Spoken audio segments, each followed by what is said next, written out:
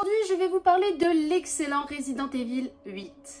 Et je vais vous dévoiler les secrets, les easter eggs et même quelques théories du jeu. Et je vous montrerai les similitudes entre Resident Evil Village et les autres Resident Evil, plus particulièrement Resident Evil 4. Et vous allez voir que parfois, c'est assez troublant. Dans Resident Evil 2, 3, 4 et 8, le point de sauvegarde est représenté par une machine à écrire de la marque Lexington, sauf dans le 4 où la machine est une Amenhotep. D'ailleurs, quand vous vous retrouvez dans la pièce du marchand dans le château de Dimitrescu, faites le tour de la machine à écrire et visez la petite étiquette en bas à droite avec le sniper.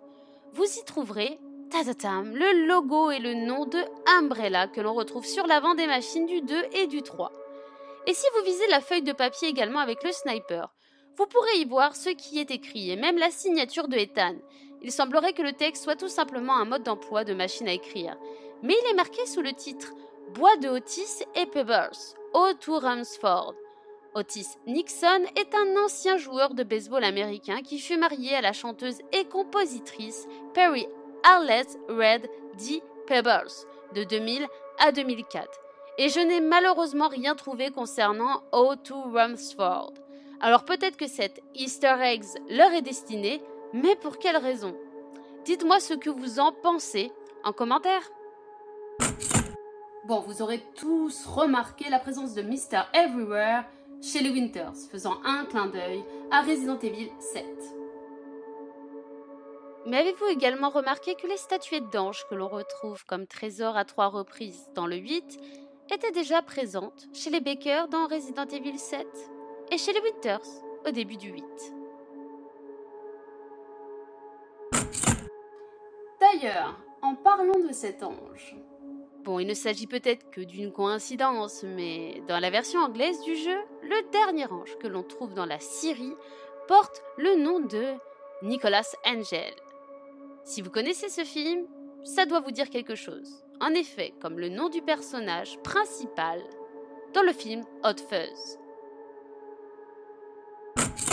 Chez les Winters, on peut voir dans la future chambre de Rose une référence à George Trevor qui n'est autre que l'architecte du manoir Spencer de Resident Evil 1, ainsi que le concepteur des portes actionnables par système d'ombre chez les Baker, comme en témoigne le plan que l'on trouve au-dessus de la chambre de Lucas.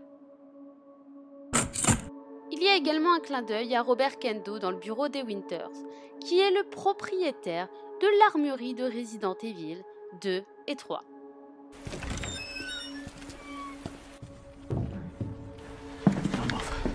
I'm not gonna hurt you. I said don't move. Quand Mia prépare le dîner, le vin qu'elle sert à Ethan n'est autre que le vin qui est produit dans le château de Dimitrescu. Oui, celui fait à partir de sang de vierge locale. Donc quand on sait qu'à ce moment-là, Mia n'est autre que Miranda et que le vin est fait avec du sang de jeune fille du village, elle nous le dit elle-même d'ailleurs. Même le vin est du coin. Donc on sait ce que Ethan boit. C'est une ciorba de légumes, une recette locale. Waouh, tu t'adaptes vite toi, on dirait. Même le vin est du coin. Au début du jeu, on peut jouer avec la peluche préférée de Rose. Mais aviez-vous remarqué qu'après être sorti du château, on retrouve cette peluche dans le berceau d'une maison en ruine? Et d'ailleurs, elle est même citée dans la maison Beneviento.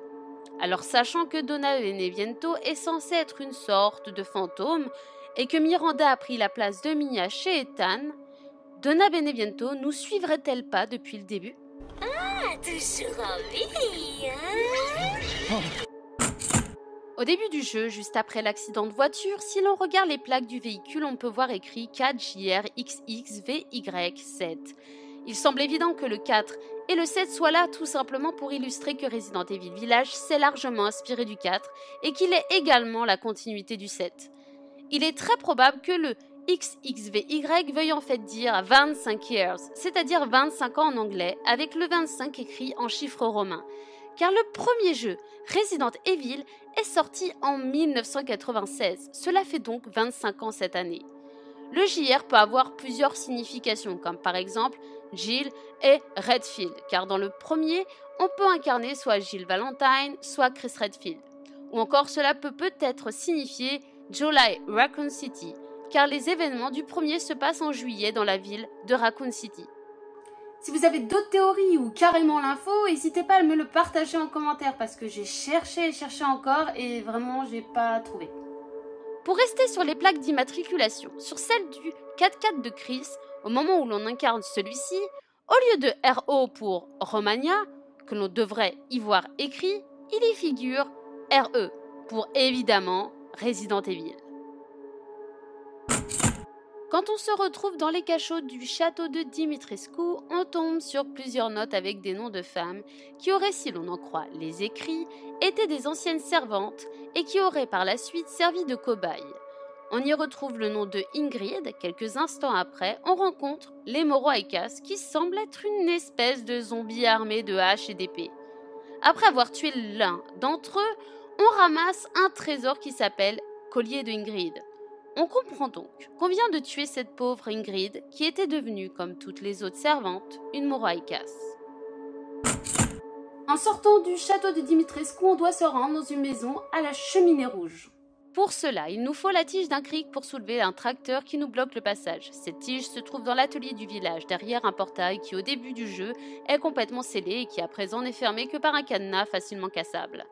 Et bien si l'on en croit toutes les pièces détachées et la découverte dans la maison d'une photo d'un soldat Svei, créature que l'on affronte dans l'usine d'Heisenberg, on peut en conclure qu'il s'agit de l'ancienne maison de Heisenberg quand il vivait encore dans le village avant que Miranda ne lui implante le cadou. On peut donc également en conclure que Heisenberg aurait décidé de nous aider bien avant de nous inviter dans son usine, ce qui expliquerait l'atelier désormais accessible et la photo qui nous aide à trouver la tige. Mais pourquoi ? Eh bien, quand Heisenberg nous a vus échapper au Lycan, il a dû y voir une opportunité de se débarrasser des autres enfants de Miranda, car s'il ne s'en est pas pris à elle avant, eh bien c'est sûrement parce qu'il sait pertinemment qu'il n'aurait aucune chance de tous les affronter en même temps ou de les rallier à sa cause. En effet, lui et Alcina ne se supportent pas, Moreau cherche désespérément l'attention de Miranda, et Donna, eh bien, elle est beaucoup trop instable et imprévisible. Ethan était donc son seul espoir de pouvoir atteindre Miranda outre le pouvoir de Rose. Dans le garage de Louisa, on peut voir au sol un bidon qui doit sûrement être du détergent. Si on zoome sur le texte qui se trouve sur l'étiquette, on peut y lire des paroles de la chanson Creep de Radiohead. D'ailleurs, ce bidon peut être déjà vu chez les Bakers dans Resident Evil 7, et ce n'est pas le seul objet à apparaître dans les deux jeux. En effet, des sacs de farine, la même boîte orange que celle où l'on trouvait parfois des objets, et des bouteilles de bière Dulve Beer peuvent être aperçues à plusieurs endroits du village. Dulve est d'ailleurs le nom du lieu où se déroule Resident Evil 7. Et si on descend la rivière jusqu'au bout grâce à la manivelle trouvée chez Moreau, on peut trouver une grotte où se trouve une pièce ancienne. Un objet à collecter d'ailleurs dans le 7. Ainsi qu'un coffre de rangement qui est l'exacte réplique des coffres de stockage que l'on trouve dans les salles de sauvegarde de Resident Evil 7.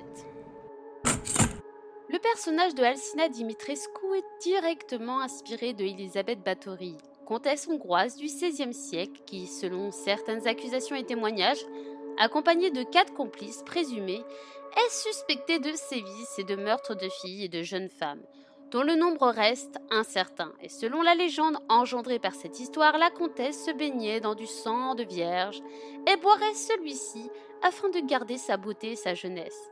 D'où la présence d'un bain de sang dans le château Dimitrescu et la recette du vin qui est produit comportant du sang de vierge. Le jeu, pour son monstre Sturm, le boss de l'usine, se serait inspiré sur un des monstres du film d'horreur Frankenstein's Army.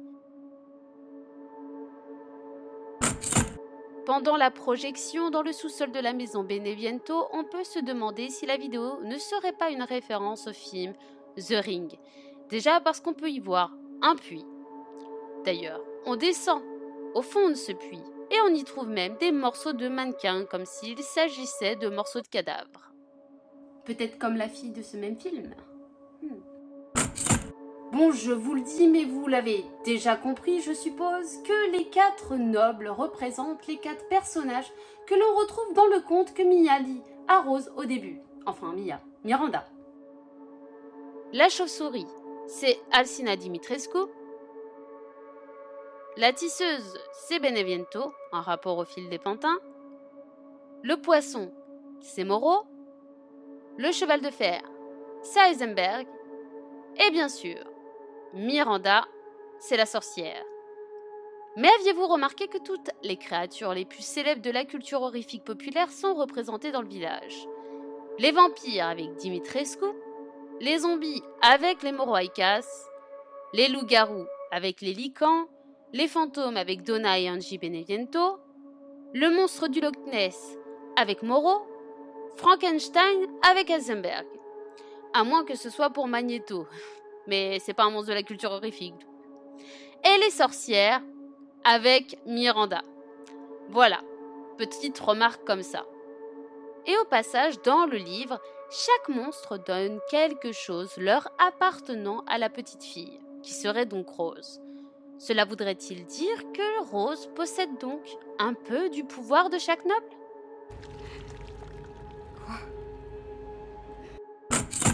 Dans toute la dernière cinématique du jeu, on peut voir la voiture transportant Rose s'arrêter à la hauteur de la silhouette d'un homme.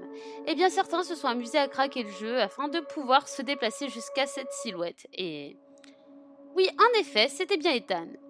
Et oui, n'oubliez pas, on le voit appuyer sur le détonateur, mais on ne le voit pas mourir. Et si son corps ni ses restes n'ont été montrés et vus, que son corps n'est fait que de moisissures, eh bien il n'est donc pas impossible qu'il ait survécu.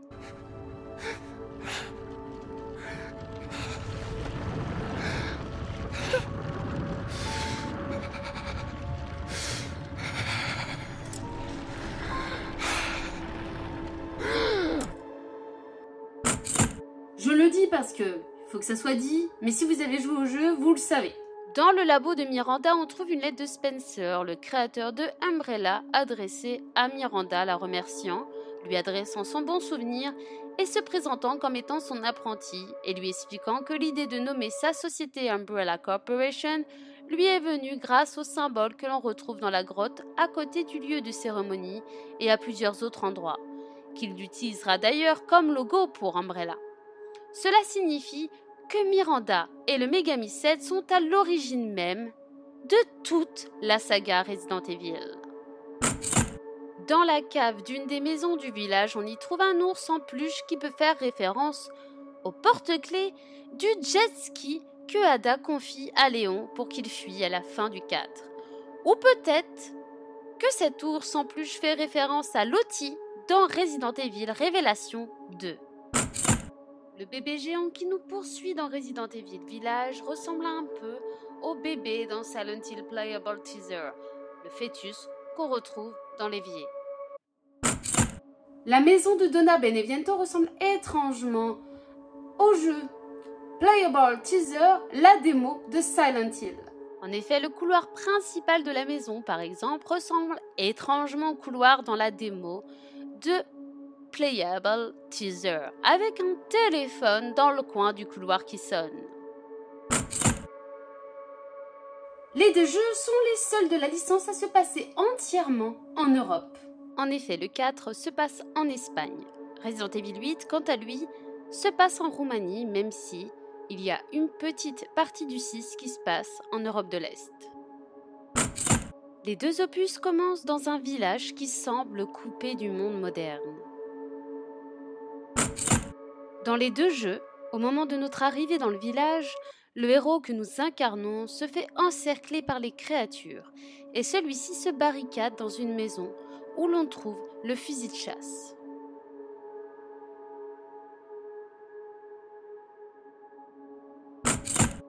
Dans les deux opus, les habitants vouent un culte au méga méchant du jeu. Dans le 4, il s'agit de Los Illuminados avec le grand méchant Osmond Sadler. Et dans le 8, il s'agit de Mère Miranda.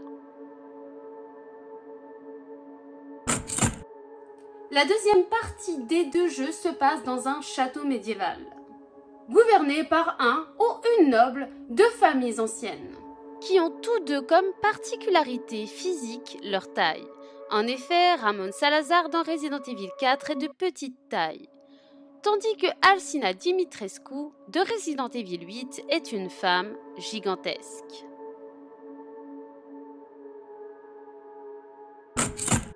Dans les 2 opus, on retrouve un boss qui est un gigantesque poisson mutant. En effet, dans Resident Evil 4, Léon se bat avec un poisson géant dans le lac. Dans le 8, Lord Morrow se transforme en un gigantesque et purulent poisson. Le dernier chapitre des 2 opus se passe tous deux dans un genre d'usine militaire. Dans le 4, il s'agit de l'île militaire, et dans le 8, il s'agit de l'usine d'Eisenberg où on y construit des soldats.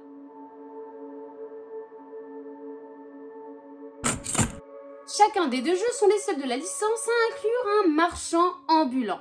Le marchand du 8, le Duc, fait d'ailleurs directement référence à celui du 4 en citant une de ses phrases cultes, reconnaissable dans la version anglaise, et en le désignant à la suite de celle-ci. What are you buying? What are you buying? Just something an old friend of mine used to say. Dans les 2 opus, l'inventaire et son amélioration sont représentés par une mallette. Dans les 2 jeux, certains trésors cachés apparaissent sous forme de points brillants sur des surfaces sur lesquelles il faut tirer pour les faire tomber. On retrouve également dans les 2 le principe de combiner certains trésors pour augmenter leur valeur. Dans les 2 opus, le héros est infecté par un virus. Léon se voit injecter Las Plagas dans le 4 et on apprend, à la fin du 8, que la raison pour laquelle Ethan a pu survivre à toutes ses blessures, c'est tout simplement parce que son corps n'est constitué que de moisissures, c'est-à-dire le mégamycète. Avant la forteresse du 8, il y a un bûcher qui n'est pas sans rappeler celui qui se trouve sur la place du village dans le 4. Dans les 2 jeux encore, il y a un intérêt à tuer les corbeaux. Dans le 4, ils nous donnent des trésors, de l'argent et même parfois des munitions. Et dans le 8, ils nous donnent de l'argent. Ce qui me saoule, parce que moi les corbeaux, c'est mon animal préféré. Enfin bref. Et il y a en plus un succès à débloquer si l'on tue 5 corbeaux en vol. Le succès, pas de quoi en faire un fromage. Mais rappelez-vous, si vous avez joué également à Evil Within 1 et 2, il y a aussi 2 secrets en rapport à ces mystérieux oiseaux. Pour le premier, il faut tuer tous les corbeaux d'une zone afin de débloquer un mini-jeu consistant à tuer des corbeaux. Et dans le deuxième, il faut faire une certaine manipulation afin de faire apparaître un corbeau géant. On retrouve également dans Resident Evil 4 et 8 un intérêt à tuer les autres animaux que l'on croise comme les poissons ou les poules, même si l'idée a plus été mise en avant dans le Resident Evil 8. Le saviez-vous? Tuer les animaux de la ferme dans Resident Evil 4 augmente la difficulté du jeu. Quand Chris découvre le labo secret de Miranda, on peut voir au mur le croquis d'une créature qui peut aisément faire penser au Régénérador de Resident Evil 4.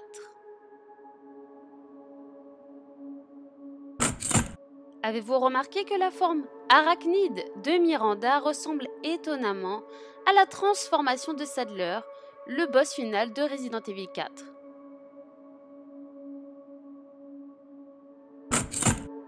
Dans les 2 opus, on peut débloquer un Magnum bonus, le Hand Cannon. Pour Resident Evil 4, il faut obtenir 5 étoiles dans tous les terrains avec tous les personnages dans le mode Mercenaries, que l'on retrouve également dans les 2 jeux. Et pour le 8, il faut finir le mode histoire en mode hardcore. Pendant les crédits des 2 jeux Resident Evil 4 et 8, on peut voir que le principe de raconter l'arrivée du parasite dans le village par des illustrations sur du parchemin revient à chaque fois.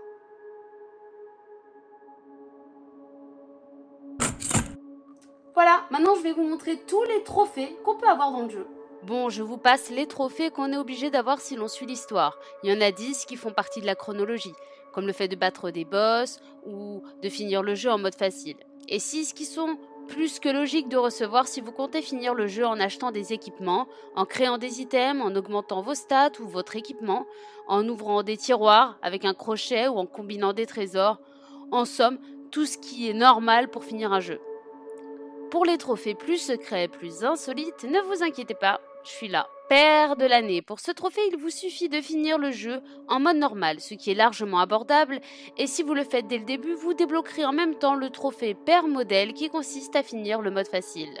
Meilleur père du monde. Ce trophée consiste à finir le jeu en mode hardcore. Plus compliqué que le mode normal, mais largement faisable si vous avez déjà fini celui-ci car vous conservez vos stats et continuez dans leurs améliorations. Meilleur père de l'univers. Ce trophée est un des plus durs à obtenir. Il faut finir le jeu en mode village des ombres. Pour ce faire, je vous conseille vivement d'avoir au moins le Magnum Steak et le lance-grenade avec munitions illimitées et en ayant fini totalement la cuisine du duc. Boule aux œufs d'or. Pour ce trophée, il vous suffit tout simplement de terminer au moins un des 4 labyrinthes à boules que l'on retrouve chez chacun des 4 boss. Ce trophée est un trophée caché. Pour l'obtenir, il suffit de faire rouler le ballon jaune qui se trouve dans la chambre des Winters jusqu'au bureau accolé à celle-ci.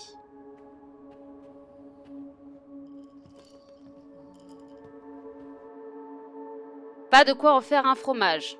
Il s'agit également d'un trophée caché. Il faut, pour l'obtenir, tuer 5 corbeaux en vol. Ne surtout pas oublier ce dernier détail. Pas de quoi faire un fromage. Pour le corbeau.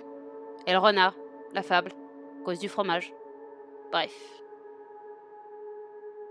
Envie pressante. Ce trophée se débloque en ouvrant les 10 latrines disséminées dans le jeu.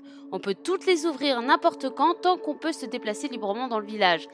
Excepté celle qui se trouve derrière la salle du marchand chez Moreau qu'on ne peut atteindre qu'une seule fois. Bien aéré, c'est important. Pour ce trophée, il faut détruire toutes les fenêtres que l'on peut briser dans le château Dimitrescu. Il y en a 19 en tout. Modèle défectueux. Quand on découvre l'étendue de l'usine souterraine d'Eisenberg, on peut voir des soldats accrochés sur une chaîne de production. Pour obtenir ce trophée, il suffit de tirer sur le crochet de l'un de ces soldats afin de le décrocher. Geste barrière. Pour ce trophée, il suffit simplement de se protéger au moment de se faire attaquer par un ennemi et de rappuyer sur la même touche immédiatement pour repousser celui-ci.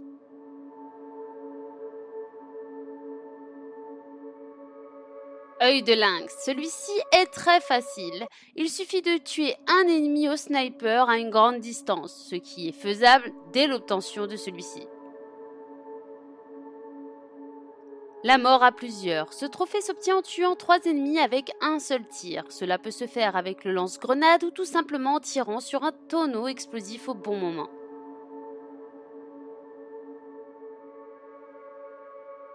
Cuite à point. Pour ce trophée, il faut mettre le feu à une Morohaïka. On ne peut le faire qu'à un endroit. Après avoir tué Moro, on peut accéder grâce à la manivelle à une barque qui nous permet d'atteindre plusieurs zones secrètes. L'une d'elles est une crypte où l'on trouve une torche sur laquelle il faut tirer afin d'en allumer 2 autres. Mais pour allumer la 3e, il faut s'arranger pour mettre le feu à une Morohaïka à l'aide de la torche et la tirer vers le dernier flambeau. Et voilà, c'est prêt. Réflexe de survie. Quand les licans nous visent avec des flèches, il suffit de se mettre face à l'un d'entre eux, attendre qu'il décoche sa flèche et frapper au bon moment avec le couteau.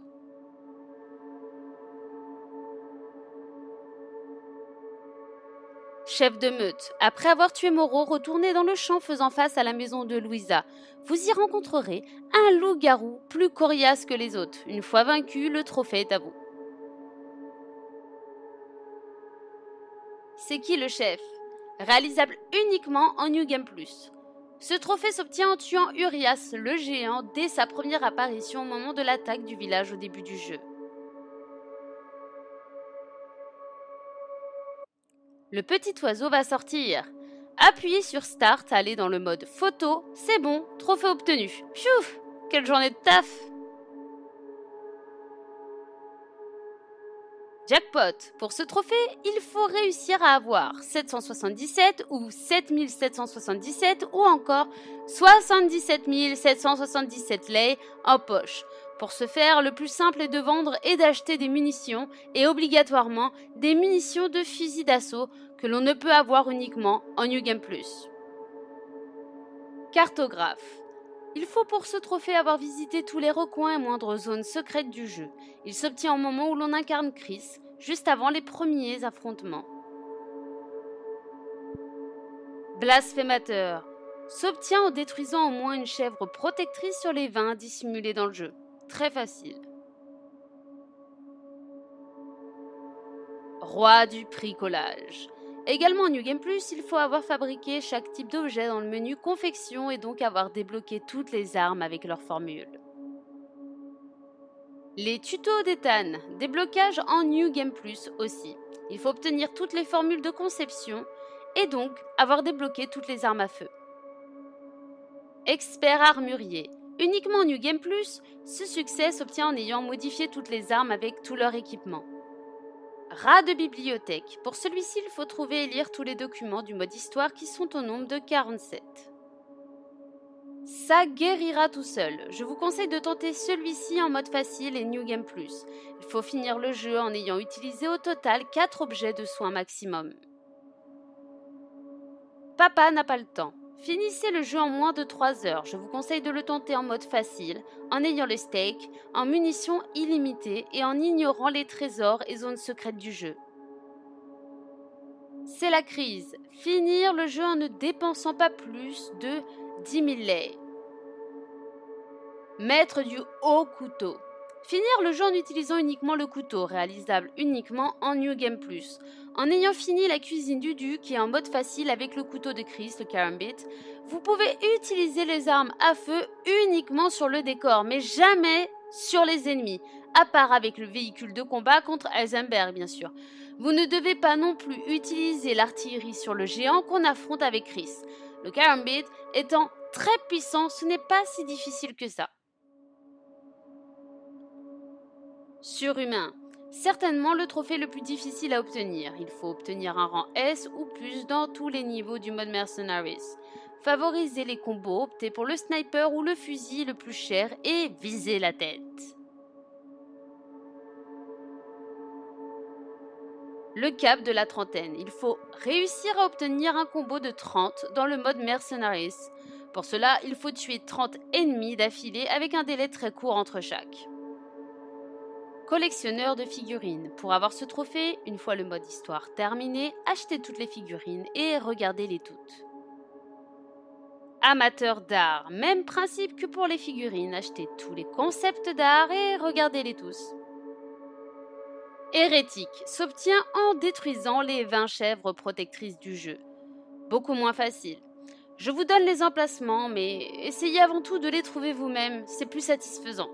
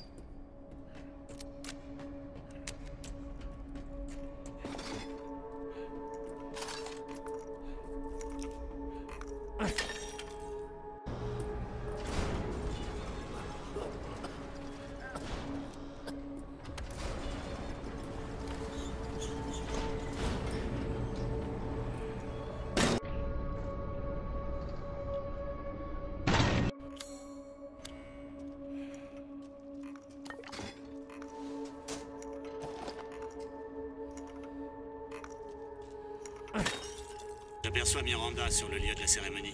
Restez à distance. Ne bougez pas tant que j'en ai pas donné l'ordre. Je sais que c'est trop tard maintenant. Et Miranda est passée à l'action plus tôt que prévu. Quand même, vous auriez dû le mettre au parfum.